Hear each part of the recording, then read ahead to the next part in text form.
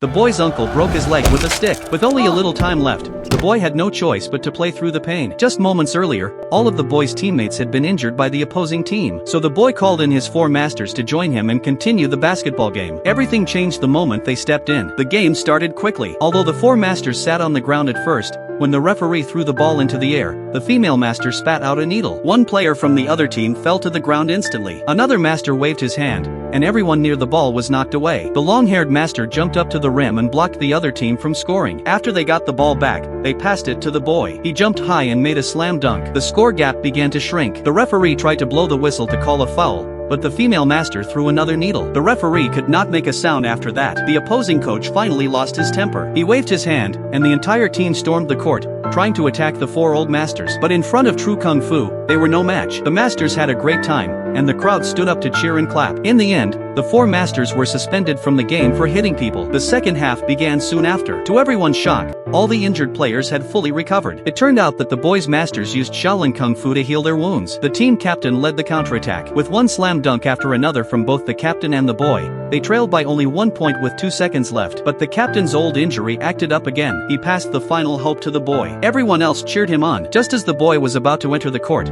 his uncle struck again and broke his leg a second time. The truth was, the other team had bribed his uncle. This made defending much easier for them. With the clock about to run out, the captain passed the ball to the injured boy. The boy aimed at the hoop and, despite the pain, threw the ball with all his strength. The ball flew in a perfect arc, filled with his sweat and determination. But just before it passed through the net, the referee punched it away. He had also been bribed. Then the referee announced the result. The other team jumped and cheered wildly. Even though the crowd shouted and cursed, nothing changed. The boys' team could only accept the loss in silence. But the boy made up his mind to change everything. He remembered a technique his master had taught him 20 years ago. It could reverse time itself. He had never mastered it until now. He slid his left foot, gently spread his arms, and performed the move. Time bent and folded around him. Everything rewound to the final seconds of the game. This time, the boy did not take the long three-point shot. Instead, he passed the ball to the captain, who had rushed under the basket. The captain caught it and slammed it down with all his strength. There were no tricks this time. The gym exploded with thunderous cheers. The boy finally tasted the joy of victory.